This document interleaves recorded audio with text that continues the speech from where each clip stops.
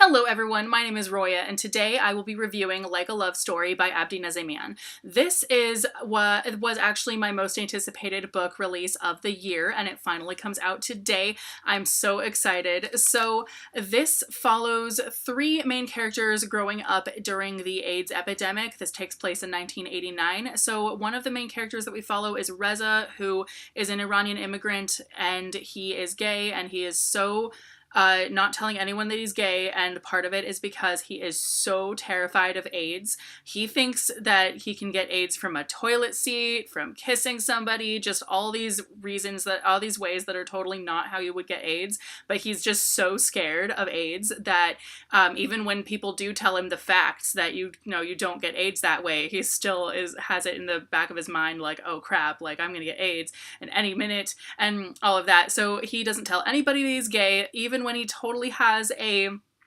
opportunity to go out with a boy he likes. He still just says, oh, I'm actually straight, and it's so heartbreaking. It's insane. So he becomes friends with Judy and Art, who are our other two main characters. Art is an openly gay kid who is an activist for the queer community, and he besmirches his parents' good name that way. Like, they're all hoity-toity and stuff. They're like hoity-toity rich people, and they don't really like that their son is like so openly gay and going off and going to protests and all of that other stuff, but like he doesn't care. He just wants to do the right thing. And then Judy is his best friend, and she is a plus-sized fashion designer, and her uncle is dying of AIDS and all of that. So she also just doesn't fit in her own way. She's also a very different kind of kid, just like Art. So they're best friends, and Reza meets them when he moves to their city. This book is so fantastic. I would give it more than 5 stars if that were possible. I think this is definitely my favorite read of the year. So I am a fan of Abdi's books in general. I think the writing is so incredible just overall. The characters are all given such unique voices. We do get all 3 of their points of views in this, and they are not anything like each other's, so you never forget whose chapter you're on at all. So this is a very important book because it does showcase some serious issues, and it's a really important piece of queer history overall, but it also kind of shows how far we've come, but how many of these same issues still are present today. So another thing that I loved about this book is that we do get, a relationship that we're rooting for, but that doesn't end in like any kind of happily ever after type of thing, which his books have typically had in general, which is one thing that I have loved about all of his books so far, is just the fact that in every single one there's a relationship that I'm really invested in. It's a great relationship between 2 characters, and I'm totally rooting for them, but either they break up before the end of the book, or you're still left with this sense of like it's okay if they break up after the book ends, because there's no there's no let's be together forever, anything like that, because we can have great relationships without the happily ever after, and in the media just everywhere the happily ever after is shoved down our throats, and it's not pretty. So I definitely really appreciate books that do give us a great relationship subplot but without the happily ever after. I also love the parents in this book because they're all very different. All 3 main characters have very different kinds of parents, and they, for the most part, they are all very ignorant of what's going on. Even Judy's mom, whose brother is dying of AIDS, like she's still very ignorant of the real issues at play.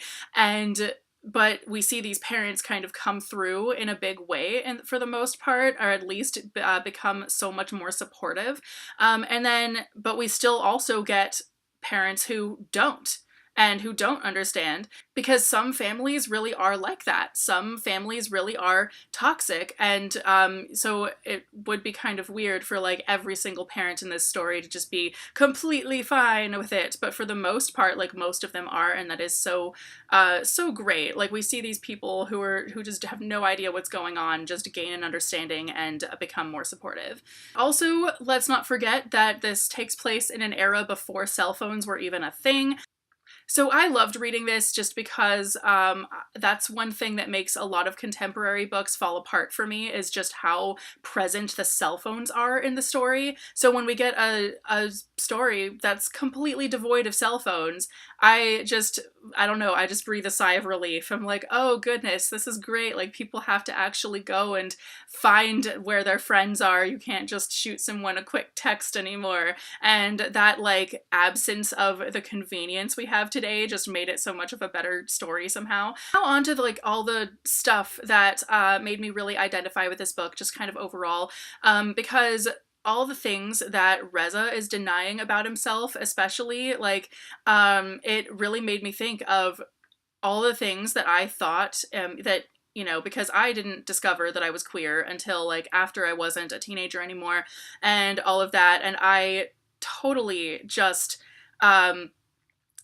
passed over all these things that definitely made me queer as a teenager, but I just didn't think about it.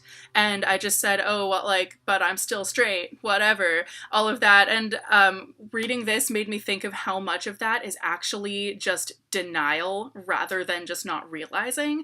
And that's really freaky to me. And for reasons like that, I really do think that everyone questioning whether they are queer or not, or what kind of queer they are, they should really check out this book. I would definitely recommend this to every queer and questioning person out there. I think that it might really help you. Like, seriously, if this book had been around when I was in high school, I would have figured out that I was queer a lot quicker. And then another thing too that's really interesting is that in this book we do have a boy who is gay who goes out with a girl because he doesn't want to admit that he's gay. And seriously, that's something that happened to me. I was on the receiving end of a situation very much like that when I was a teenager. I dated a dude back in the day who was gay and just didn't like say that he was until well after we had broken up, and the way that he broke up with me was really horrible. But looking at this story and seeing it from both perspectives really helped me figure out why, you know, how all the things that were said in my situation, all the things that were done, all the things that were said makes way more sense to me now. And it just like really put that whole situation in perspective for me. It's super weird. Like, I definitely did not expect to encounter a scene that was so similar to something that happened to me back in the day in a book, but like seeing that just really helped me process a lot of stuff that I thought I had processed a long time ago but actually hadn't. It's weird. I don't know. So in conclusion, I obviously gave this book a extremely strong 5 stars. I really wanted to give it like 10 stars. This is like an A++ book. I absolutely adored every little thing about it. So thank you guys so much for watching. Let me know if you've read this book, what your thoughts are on it, all of that, and I will see you guys very soon with a new video. Bye!